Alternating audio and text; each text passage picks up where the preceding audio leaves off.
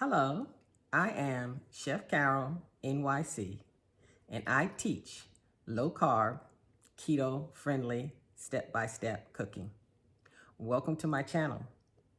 I hope you stay around and subscribe, and if you like what you see, please give me a thumbs up.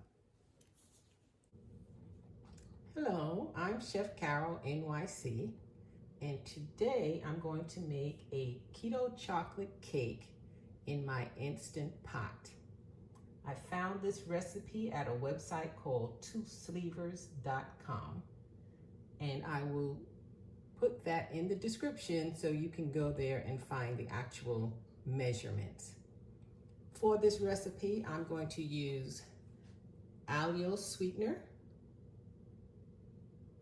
cocoa powder, unsweetened, almond flour, heavy whipping cream, baking powder, coconut oil, eggs, pecans. I'm going to use a Bundt pan specifically for the Instant Pot. I'm also going to be using my KitchenAid mixer to mix the batter. Some of the processes I'm going to use are slightly different than the recipe,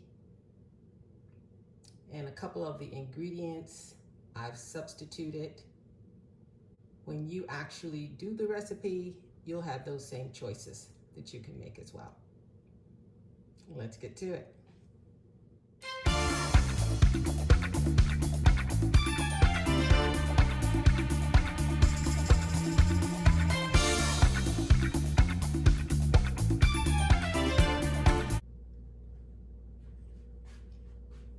I add the eggs in one at a time to make sure that the eggs are fresh. Now, how do you know if an egg is fresh? If you break the egg open and it spreads out and the yolk spreads out around the dish, then you know that that's not a fresh egg. And if you're taking the time to try to make a good meal, you may as well use good ingredients. I'm going to beat my eggs on medium-high for 5 minutes.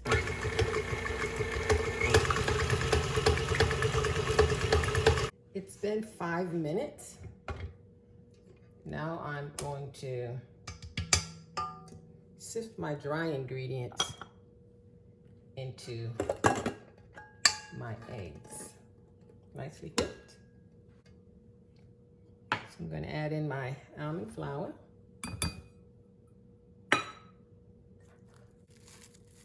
my cocoa powder,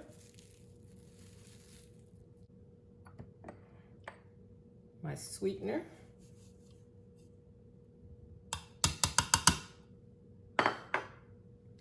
and the baking powder. I sift the ingredients just because the almond flour can be a little lumpy, and I just want to make sure that when it's actually mixed, there are no lumps left in the batter.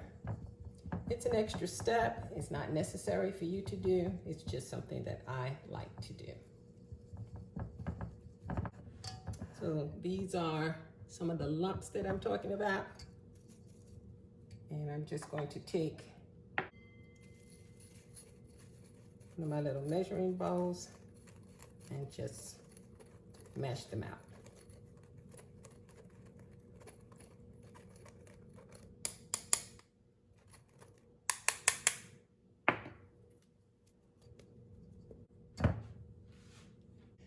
Next, I'm going to add in the heavy cream and the coconut oil.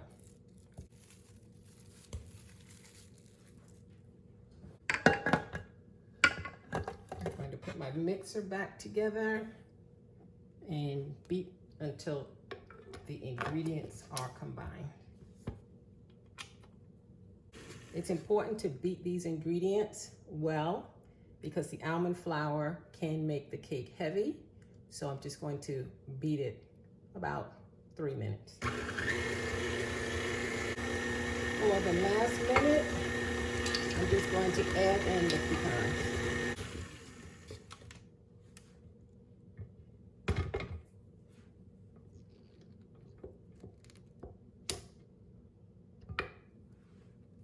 Just going to scrape down my paddle.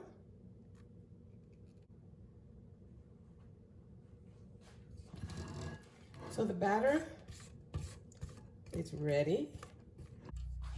I'm going to make certain that there are no dried ingredients in the bottom.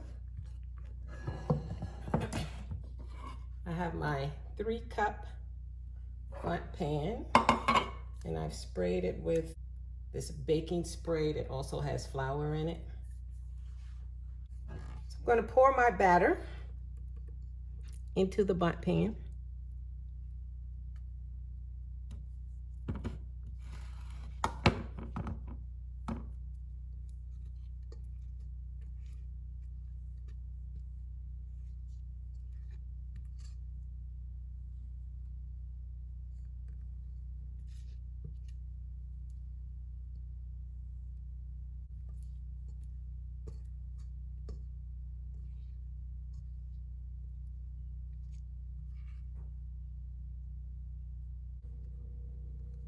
I'm just going to tap this down just to get the batter settled in there and to eliminate any air pockets that might be in the batter. I'm going to cover the top tightly with foil.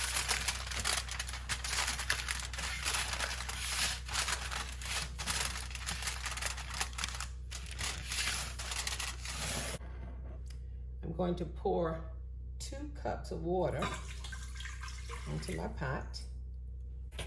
And using the trivet that came with the Instant Pot, I'm going to lower this into the Instant Pot.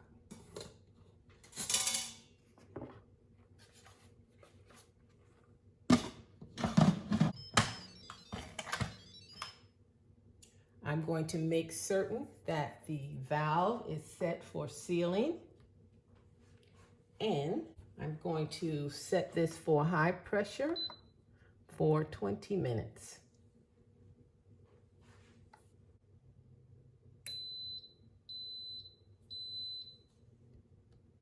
I'll see you back here in about 30 minutes because the pot has to cook for 20 minutes.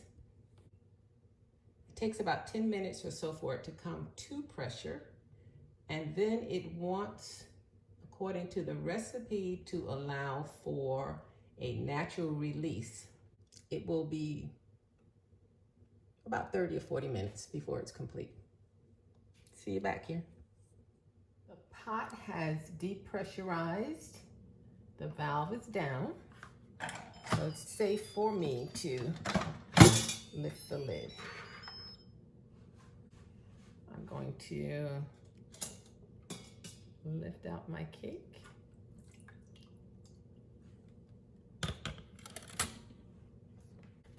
And I'm going to remove the foil.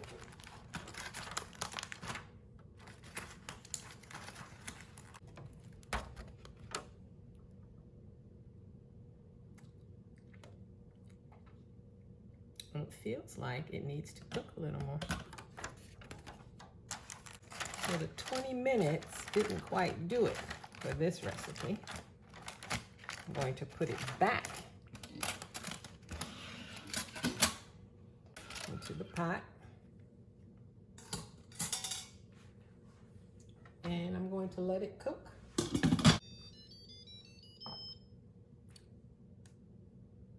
going to put it on pressure again, and I'm going to let it cook for another 20 minutes.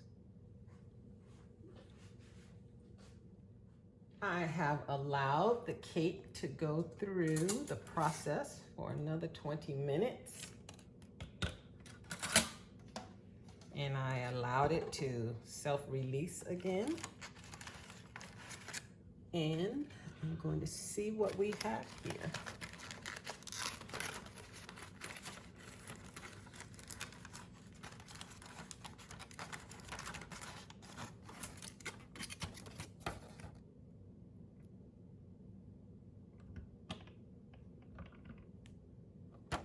It's a little closer to a cake. But I think it needs to cook a little bit more. I'm going to put it back in. So far that's been a total of 40 pressurized minutes. I'm going to give it a total of 10 more. So on high pressure, 10 minutes.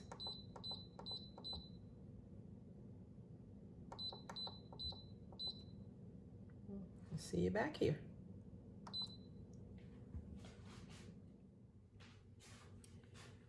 I have had the cake in and pressurized it for another 10 minutes.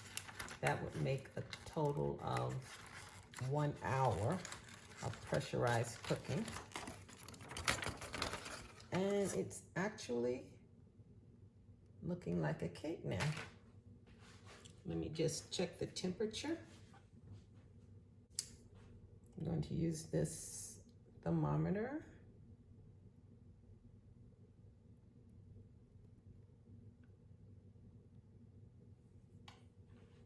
I'm looking to see if it gets to 180 degrees. It got to 160 and it doesn't come out cleanly. I think it needs another 10 minutes. So I'm going to put it back in the Instant Pot. I'm going to seal it up again. So far, it's had an hour of pressurized cooking.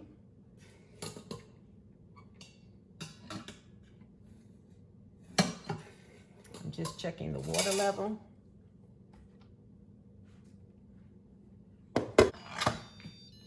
Make sure it's on sealing. High pressure cooking. Take the keep warm off. And it's already set for 10 minutes. And I'll be back in 10. I hope this will be the last time that I attempt to see if this cake is done. I gave it another 10 minutes. Total, I have had this cake cooking for an hour of pressurized time. I'm going to put the thermometer in again.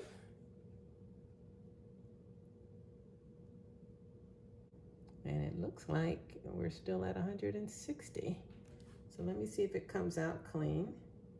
Well, it came out clean. So I'm going to attempt to release it from the Bundt pan.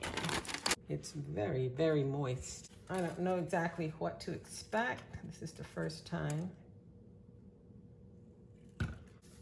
I'm going to get a cake plate for it. Okay, here's hoping for the best.